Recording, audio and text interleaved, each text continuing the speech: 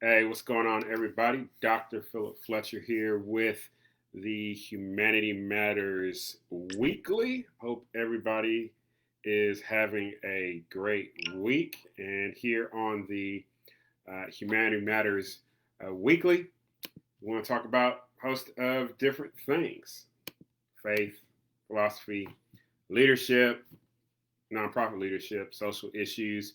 We want to engage ideas on what it means to be a free human being in pursuit of human flourishing. And so I'm glad that you are jumping on and joining with me tonight, either live or later on as you are watching this video. So, you want to connect with me, like the page, Dr. Philip Fletcher, Dr. Philip Fletcher. Also, my website, philipfletcher.org. That's 2 L's. Also, you can find me on YouTube, same thing, Dr. Philip Fletcher. Also on Instagram, Dr. Philip Fletcher. Also, I like to do some funny stuff from time to time. You can find me on TikTok as well. Just look up Arrow Maker. You'll find that stuff. Also, as always, like my nonprofit Coho. You can find us on the web, coho58.org. Our housing initiative, Hope Village.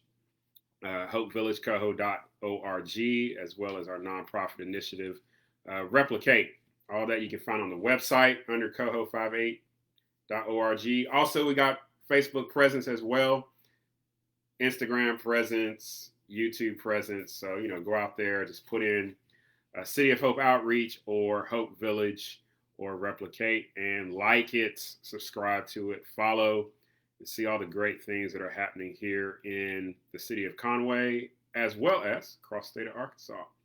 We are focused on seeing the maximum amount of people have the opportunity to flourish as human beings. It's important to us because we've been made in the image and likeness of God. As a reminder, coming up in September, I will be doing the Meet the Candidates Series 2020. We're going to be engaging with Arkansas State Senator Joyce Elliott, and that interview will be available on September 8th, 2020. An invitation has also gone out to Congressman French Hill. Senator Joyce Elliott, she is the Democrat who is running for that 2nd congressional seat. Congressman French Hill, he is the incumbent Republican. He is in that seat. All right, so I'll be sitting down with Miss Elliott and having a great conversation. Also, I'm going to give you the opportunity to ask her a question. So be looking forward to that as well. I'm going to ask people to solicit their questions if they could sit down with Joyce Elliott, and I'll pick one of those questions and I will make sure that question gets asked directly to her. And then I will be chopping it up with the Libertarian U.S. Senate candidate, Ricky Dale Harrington. Now, he is running against the incumbent, Senator Tom Cotton.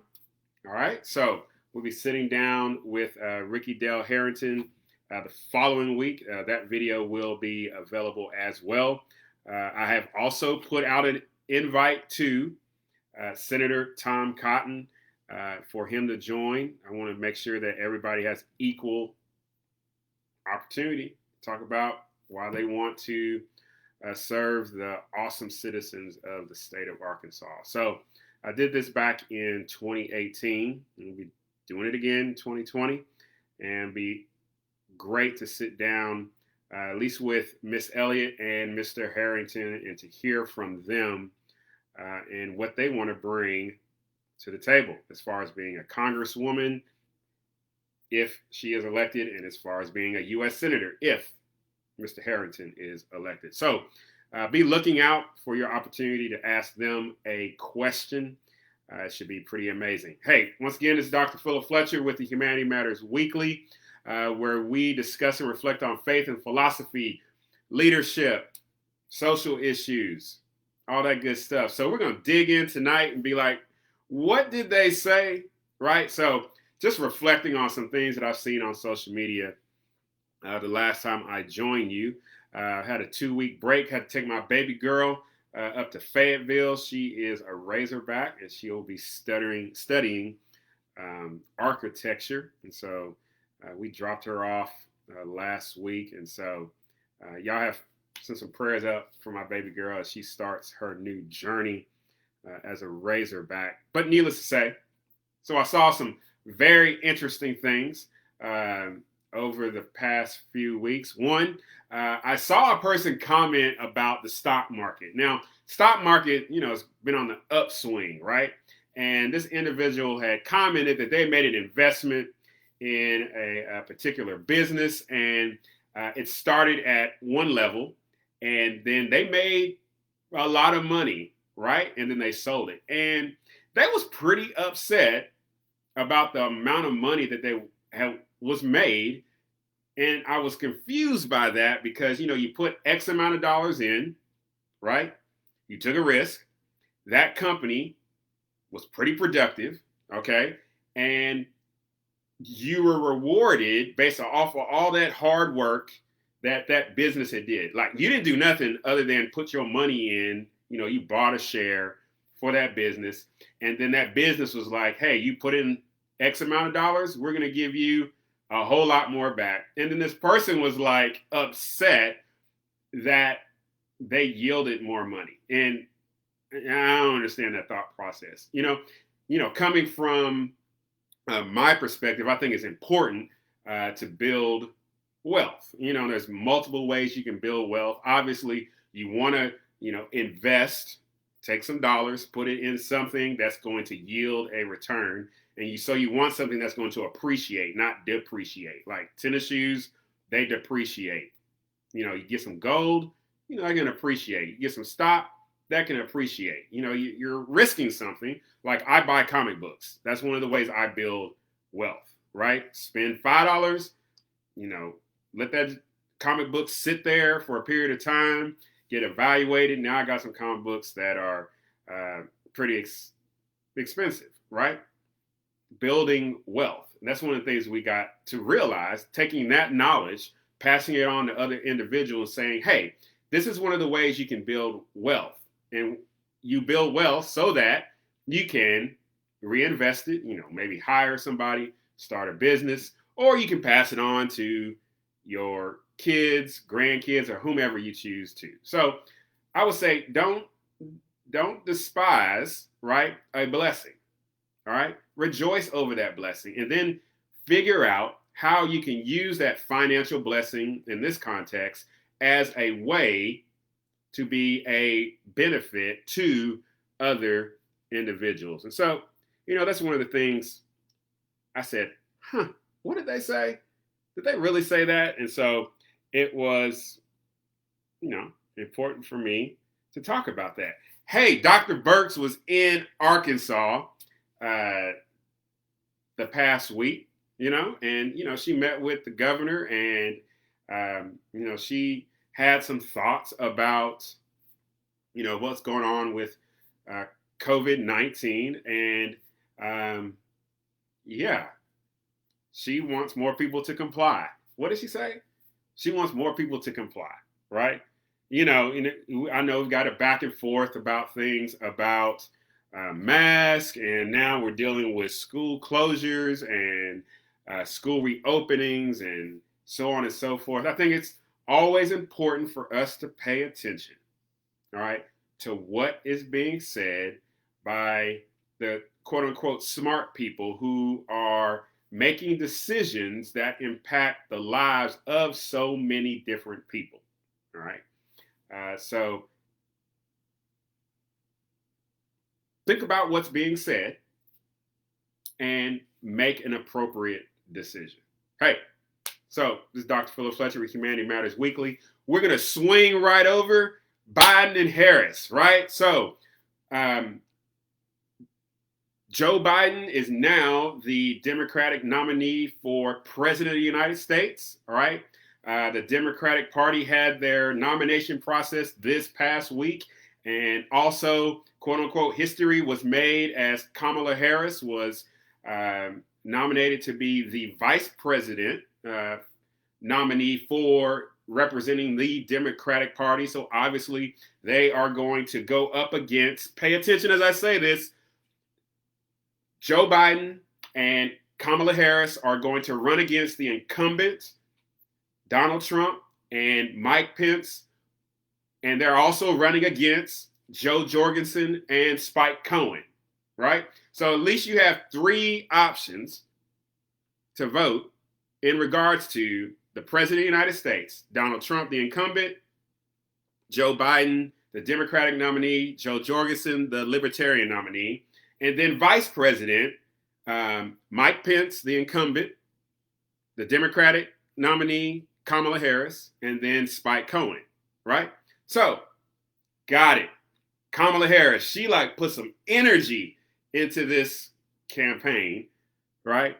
But I was curious as to the response. I'm coming to talk to my Black brothers and sisters, right? Coming to talk to you.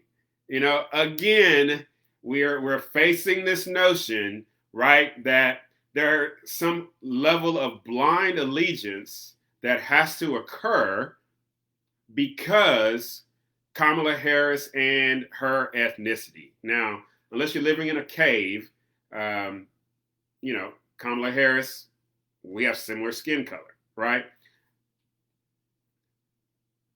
What is always interesting to look at, especially regarding the quote unquote Black community, right, is our understanding of what Blackness is, right? So here in Arkansas, obviously, Kamala Harris is going to be on the ballot. But guess what? So is Kanye West. All right? Now, Kamala Harris is getting more support for whatever reasons than Kanye West. Now, what are their similarities? Both of them are running for office. Kanye West wants to be president of the United States. Kamala Harris wants to be vice president of the United States. So they're both running for the two highest offices in the land. Second, again, their skin color is the same, right? Third, though, what distinguishes them is their approaches as to how they would lead in these offices. Okay? I was listening to 92.3 in the morning. They have Broadway Joe in the morning. And the number of people that were despising or were making fun of Kanye West being on the ballot to run for president of the United States. Now, let's remember, we have a Black man who is on the ballot in the state of Arkansas. In the larger context of everything that we have talked about in the last few months about racism, the South, flags and statues, the fact that Kanye West is going to be on the ballot to run for president of the United States says something. But he's catching disparaging remarks. You know, he needs mental health, so on and so forth.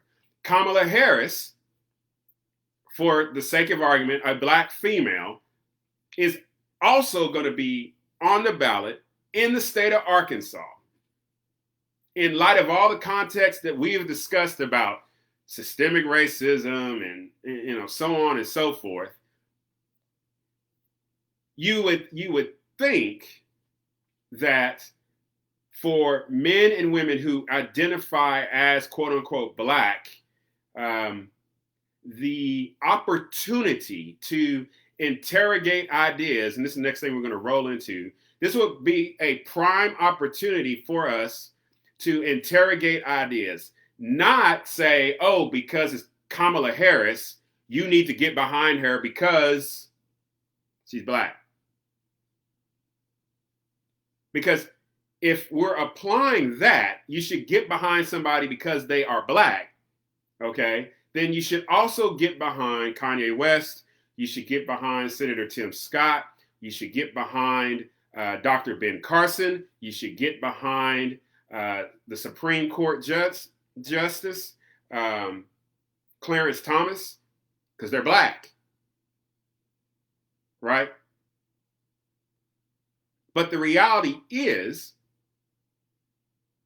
for a candidate such as Harris, okay, it requires us not to support her on the basis of her skin color, but we should or should not support or vote for her on the basis of ideas. So let's roll into that. So, do you interrogate ideas? I'm not asking you to interrogate the person, all right?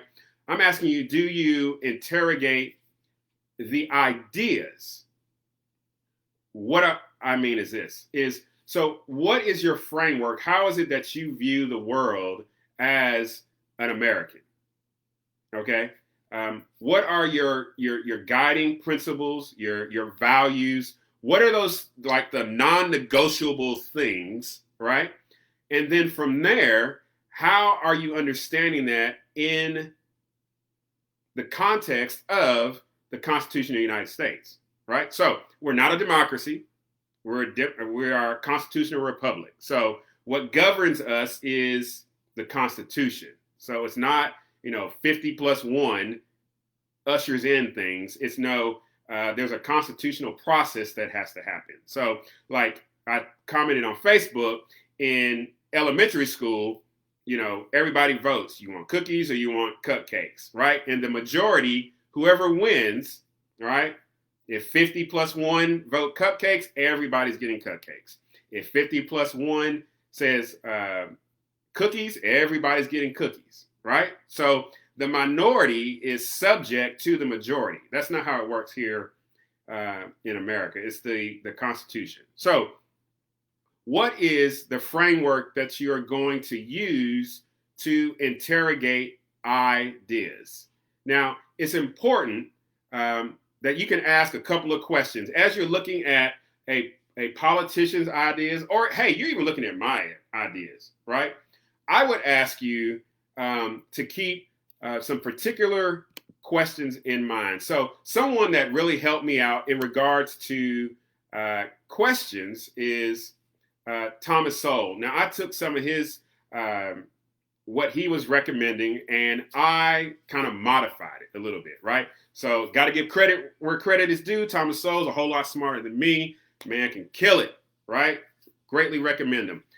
But this is what I would suggest you do. So ask these questions. 1, what do you mean?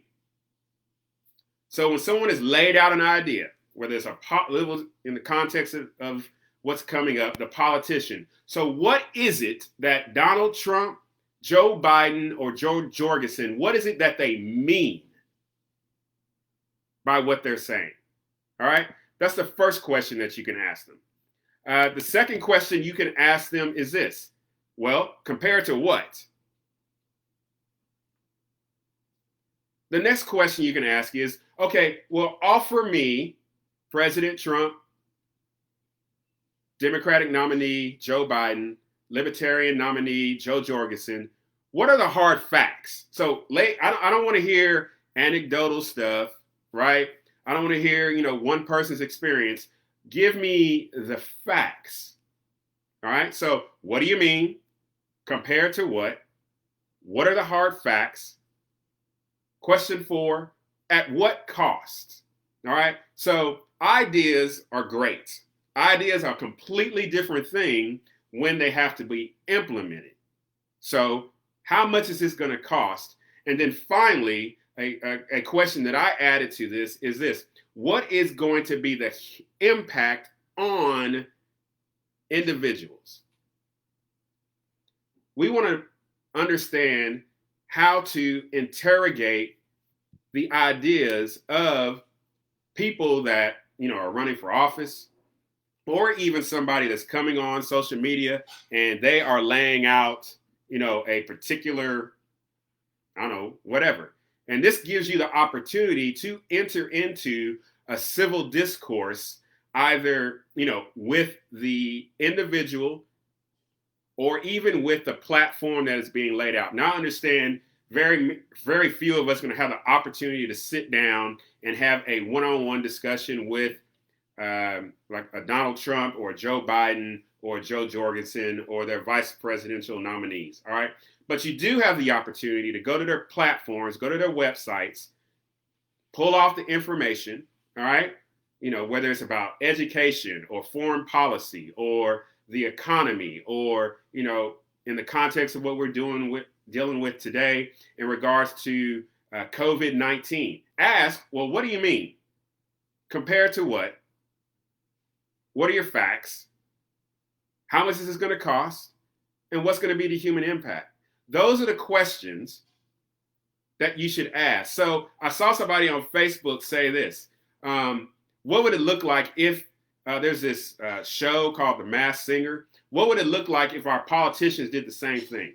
Like you put them in costume, you change their voices, and the only information you had available to you in order to make a decision as to whether they were to move forward or not, okay, is to basically interrogate their ideas. And I would hazard to guess, now let me bring this back around again to Kamala Harris and Joe Biden, and then what's coming up with Trump and Pence this week, and then the Libertarian candidates, they had their nominees a couple of weeks ago. I hazard to guess that the number of people who give blind allegiance to a candidate because they just belong to their party or because they share a similar ethnicity, all right, it would radically change if you strictly understood their policies and what they're seeking to advance. Because one of the things that we have to realize about ideas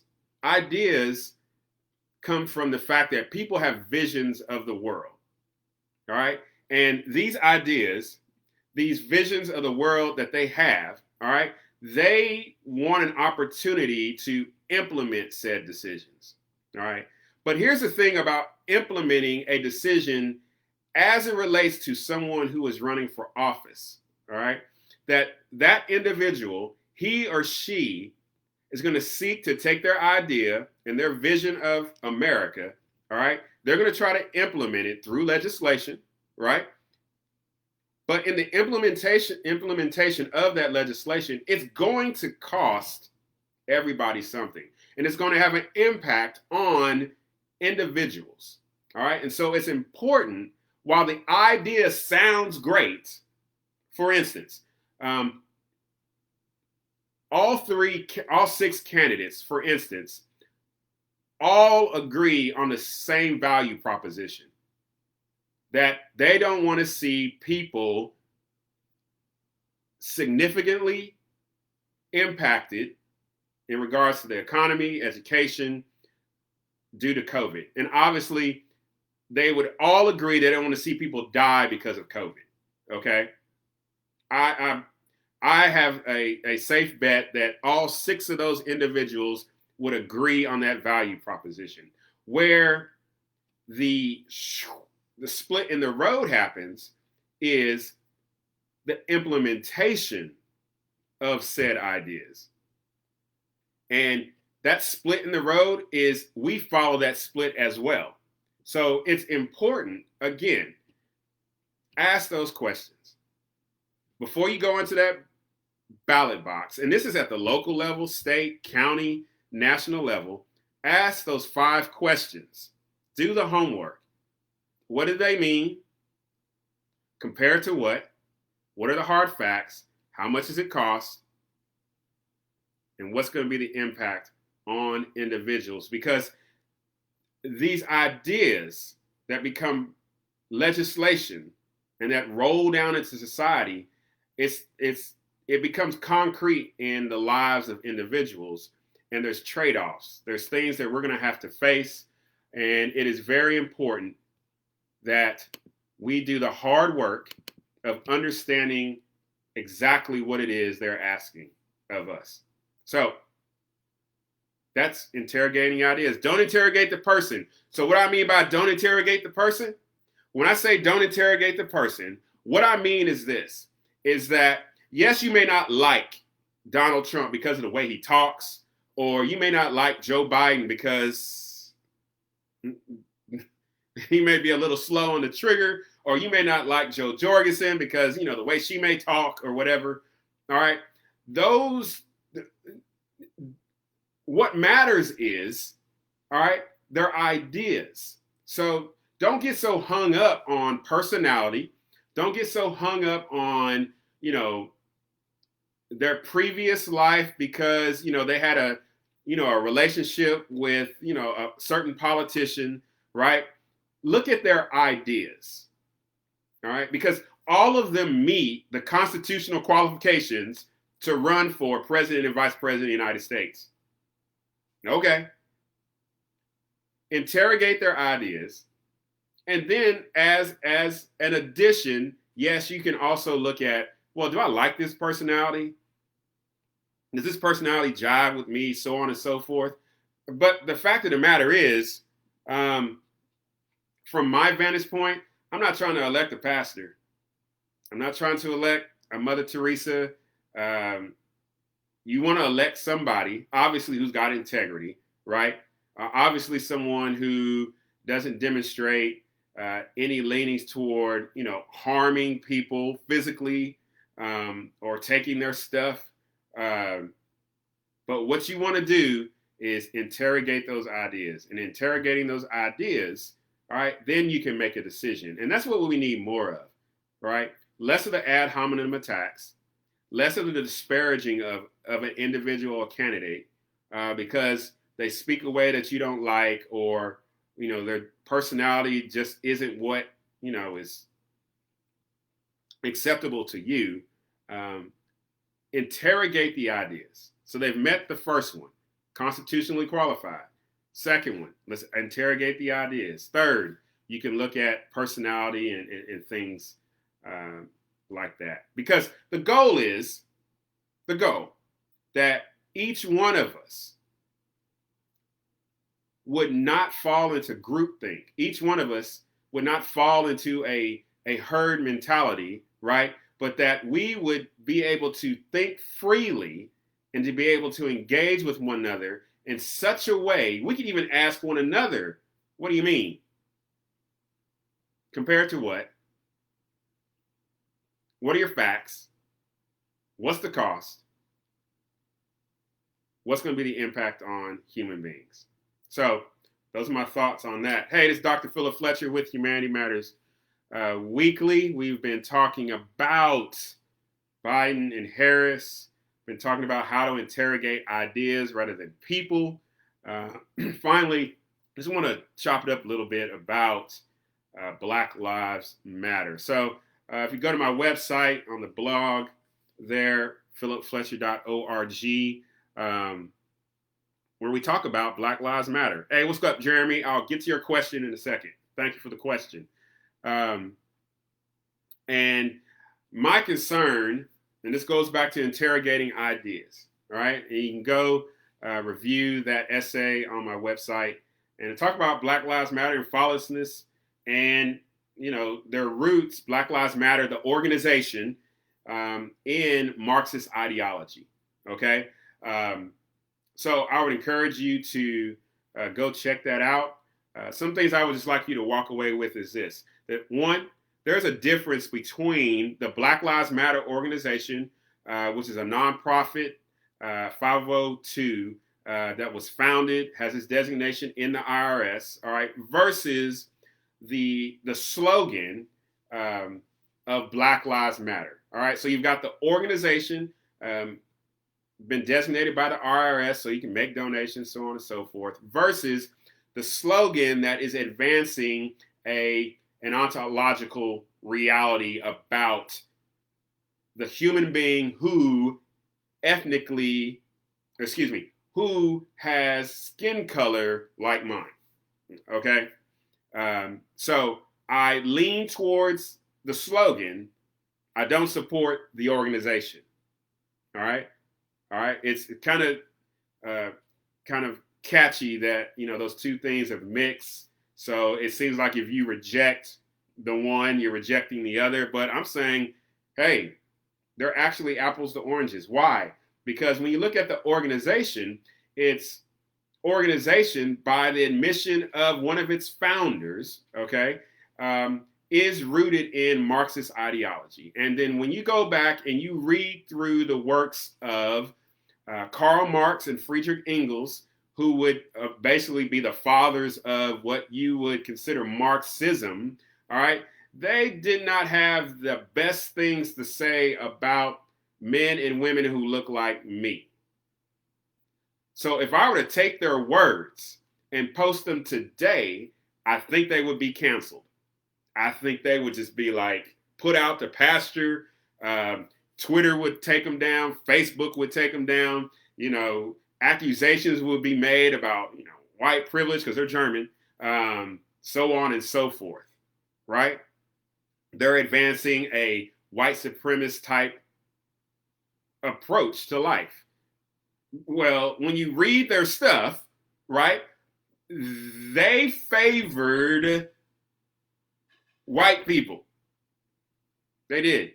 And they disparaged persons from Africa, persons from Asia. This is what it was.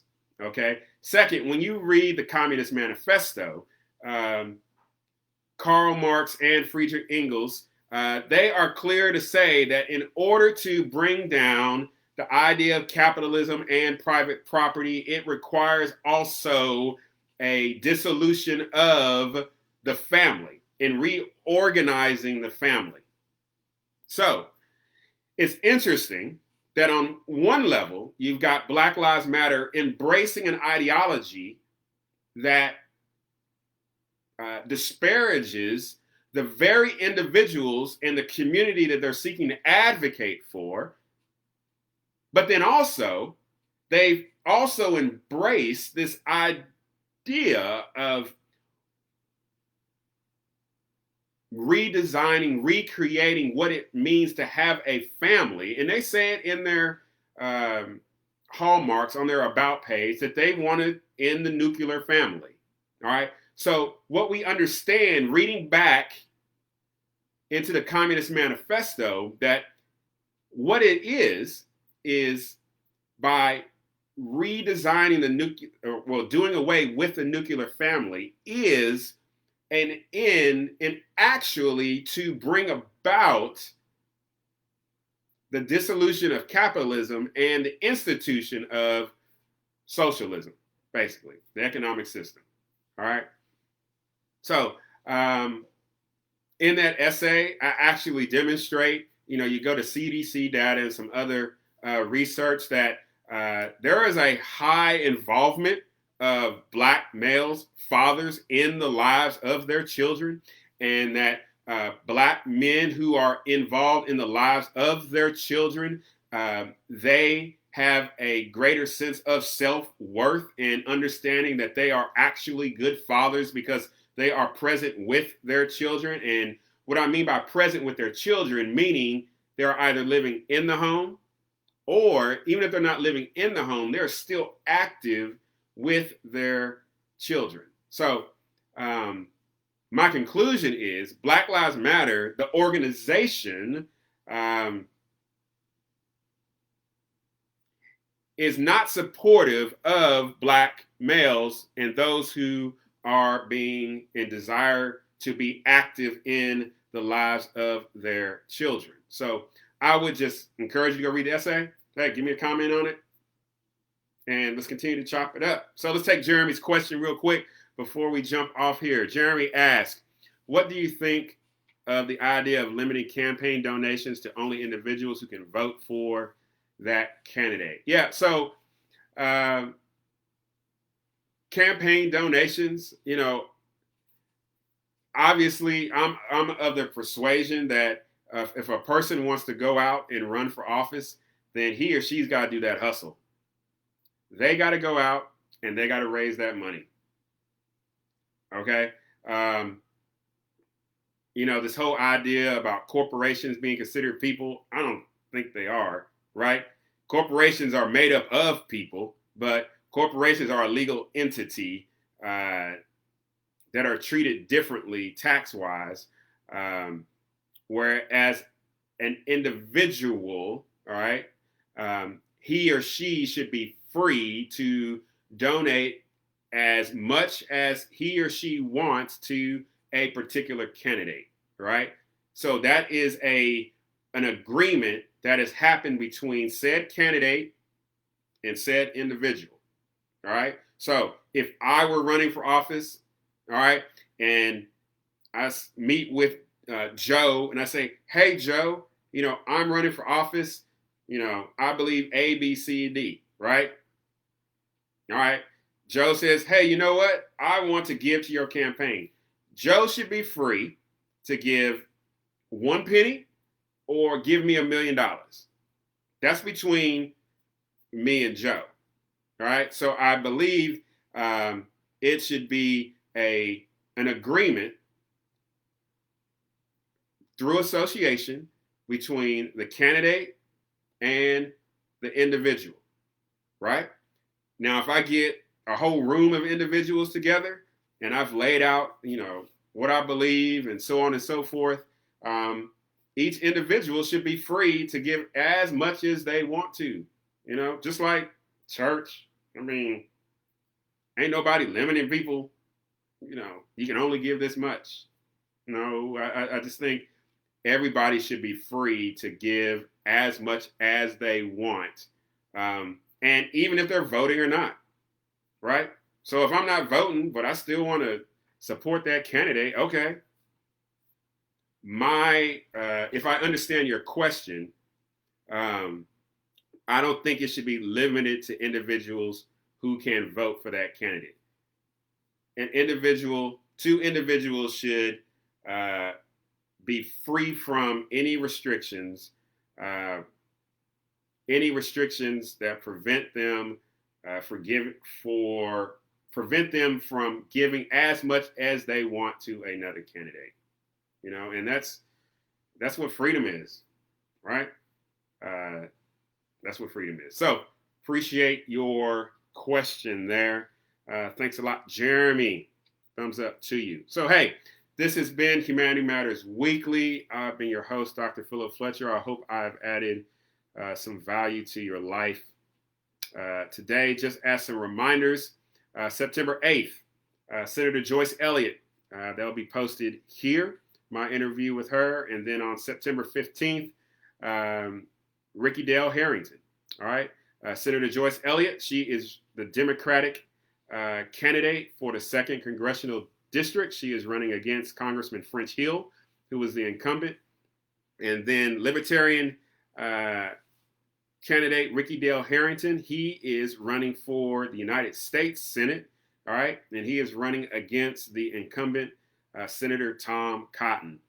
So be looking out for both of those interviews. I will be posting on my private pages, both my pages, right? An opportunity for you to say, hey, if you could ask them one question, what would it be? And I'll go through those and I'll choose a question that I will ask them. So I appreciate it. Hey, we got one more comment from Rick. What's going on, Rick? He's talking about the family. The dissolution of the family is to ensure the children are indoctrinated to primary allegiance to the state.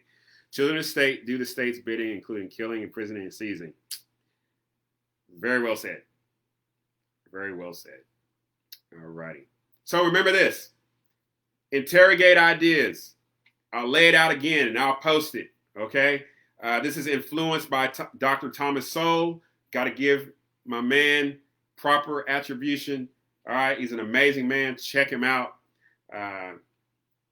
But ask 5 questions during as we head into what I call the silly season of elections. But also, just use this in your daily life. All right? What do you mean? Compared to what? What are your hard facts? How much is it going to cost? And what's going to be the impact on individuals? All right? Remember that. Also, go check out the essay regarding Black Lives Matter and fatherlessness. Again, hey, check out my Facebook page, Dr. Philip Fletcher. Check out my organizational Facebook pages, Coho, Sea of Hope Outreach, Hope Village Coho, and Replicate. Find our web presence, philipfletcher.org, coho58.org, and then Hope Village Coho. .org. Also, you can find me on YouTube. Just look up Dr. Philip Fletcher, as well as the IG, Dr. Philip Fletcher, and Twitter as well, at Philip Fletcher. I appreciate y'all very much. As always, remember, be loved, be kind, be generous. If we can remember to live in hope, we can do the impossible. Y'all take care. God bless.